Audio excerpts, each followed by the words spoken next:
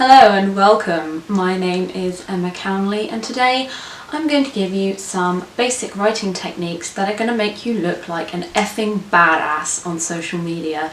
Things that are going to prevent errors that make you look like a moron. Things that are going to help you with engagement, click-through and ultimately building your following all through the majesty of the written word. I'm not going to be using any fancy social media tools, social media strategies or any of that social media hoo-ha. I don't do that, that's not my jam.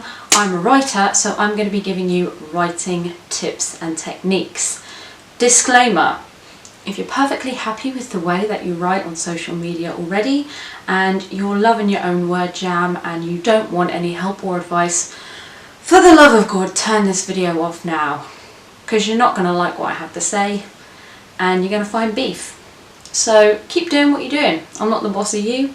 Crack on if you're happy with how you do it. If you're not happy with how you do it and you think that you could use some clever writing tips to utterly smash it, keep watching because I got it for you, bro. Tip 1, let's start by getting people really excited. Excited to read what you have to say, excited to click through to additional content and just generally pant-wettingly excited. And we're going to do this using the open loop method. I have discussed this in a video already that I did last year on writing speeches, and it uses the same format, so I'll link that for you below in case you want to go off and have a watch. But the basic premise of using the open loop method is that you're going to write a post that says, "Oh, Sarah didn't know what she was in for, little did she know, blah blah blah blah blah."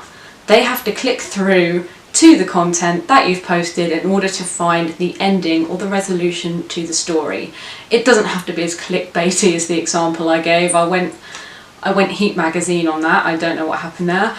You could do it with anything. Just make a statement, or 56% of business directors did this last year. Did you do it too? People are going to be like, "God damn, I have to get to the end of it." You're basically making a statement which comes at the end of an argument. So for people to go back and find what the argument was, they have to click through, they have to read, they have to engage. You're basically doing what Tarantino does in all his films. You're starting at the end, you're starting in the middle. People need to go through and find the rest of that content to complete the story. It's built into our genes, we cannot help it, we need that resolution. It's just going to annoy us otherwise. It's called the open loop method, and if you want to learn more you can watch my video on it. Number 2, you've got to proof that thing. You've got to proof that. You don't want to look like one of those people that goes dugga dugga dugga da, live, send, post. If people read your online content in their feed and it looks careless, sloppy, like you've just done it, as an immediate knee-jerk reaction and sent it, your content's going to have far less weight than it would if you delivered a punchy, pithy one-liner or something that was very on point. And the number one saboteur for having inaccurate content online is your goddamn autocorrect. And it could be the autocorrect on your phone or the autocorrect in your brain. Your brain does it too. So what I would recommend you do is, once you've written out a post, you go back and you check that autocorrect has not changed any of your words and you've missed it because you've typed it in haste and just press send.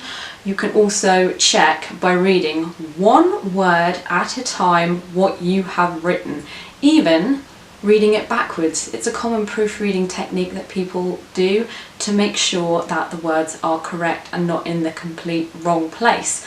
Writing then instead of that, or a instead of and. Tiny little things that you may not pick up on because you know in your mind what you wanted to say, so your brain autocorrects it for you and you can push it live and think, "Oh crap, I used the complete wrong word." I did it recently in a post. I wrote then instead of like, and I immediately deleted it and corrected it because I picked it up straight away and I was like, oh, the humiliation of using the wrong word. My brain just did not engage. Number 3, let's compel people by using trigger words in our call to actions in our social posts.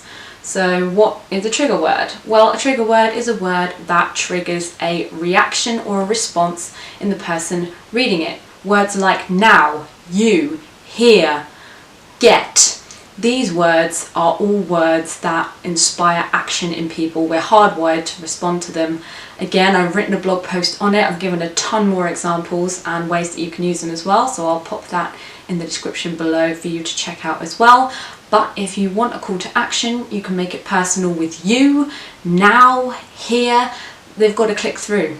If you want to get them somewhere else, to a landing page, to a product page, to a blog post that you've written on your own blog, whatever it is, you need to inspire them to click. And a trigger word is the best and fastest way to get that response from them. Number 4. This little bitch is one that has stung me so bad in the past. I'll tell you about it in a minute. Let me just get it out. Names, proper nouns and names. You need to make sure, if you're calling somebody out, whether they're famous or whether it's a product or whether it's a mate or someone you just met at networking, you need to make sure that you spelt their name properly. It's so easy to misspell, or even to misspell a handle and call out the complete wrong person, or write a product name in the absolute wrong way, or a film name or a game, anything that's a proper noun. Make sure that you are writing it and spelling it correctly before you push anything live, because god damn, that is so embarrassing. And it happened to me once when I was 19 maybe. I'm big into Patrick Stewart. Like, I love Patrick Stewart, like I love the guy. I created a Facebook group many moons ago when I had Facebook, dedicated to Patrick Stewart. I spelled his name wrong, spelled his goddamn name wrong. One of the first people invited to join the group looked and said, I think you've spelled his name wrong. And I had to leave my own group. Don't be me. 5. Let's clarify the post, refine it down and make it really punchy and sharp and good. And more importantly, something that can't be misconstrued by accident. For example, read the post out loud. If it feels clunky and long as you say it, some of those words need to go. You need to cut some of those words out. Also, words that can easily have a double meaning or be misconstrued within the context, rendering your post completely nonsensical. Yeah, you know what you mean, but will other people know what you mean? This is a common thing that pops up in UX copywriting, for example, when you're writing microcopy, or when you are trying to edit something down. You need to find one word that does the job of 2 or 3 or 4. You need to put that hat on when you're reading your posts, because people have a short attention span. They want to go through ba ba ba ba ba ba ba. If you can deliver that hit really quickly and effectively, you're going to look rad. People are going to engage more with your posts as well. So try to make sure that you're not confusing them with double meaning words, and that you've got the word count right down and just made it really intense and sharp and punchy. Just basic editing techniques can help you do that. I have, funnily enough, a blog post on writing techniques that you can use to hone your editing ability, which I again will link below for you so you can check that out. I believe I've also done a post on writing hacks for accuracy, going all the way back up to number 2, was it? Proofreading, so that you can double check your work on the quick one. Because social media, you want to be able to, pop down what you're thinking right now, right? You don't want to have to take 10 years to artfully craft a social post. That's not what the game is about. But the more accurate you can be, obviously, the better, because no one wants to look like a moron. That brings us to the end of the video. So, let's recap, shall we? Number 1, you are going to excite people with the open loop method, really get them engaged with what you have to say and wanting to click through. You're going to proofread your posts just to make sure autocorrect, brain or phone, hasn't done you over. And if you're not sure of a spelling, Google that thing, use spell check, I don't know, don't look like a moron, for heaven's sake. Trigger the click with some trigger words, here, now, you, get. And maybe even sex it up with an emotional word like hate, must, need, love, obsessed. the more you ramp up the emotional value of the tweet, the more likely people are to engage, because let's not forget, social is an emotional platform. It's a personal platform, it is a social platform. So if you can engage with people on a personal level, they're going to want to engage with you. So add in a couple of trigger words. You can then not do what I did and make sure that you're spelling all of your proper nouns and names correctly. Do all this and you will become a social media badass. I can't guarantee that, of course, in real life, but you will definitely bring up the quality of your posts, and you should start to see engagement increase after a time because of this. Because no one wants to follow a moron. All their stuff just clutters up your timeline. They have nothing of value to add, and when they do, it's just boring, it's riddled with errors, and it just makes you angry when you read it. That is, if you're anything like me. And if you're watching this video, probably you are.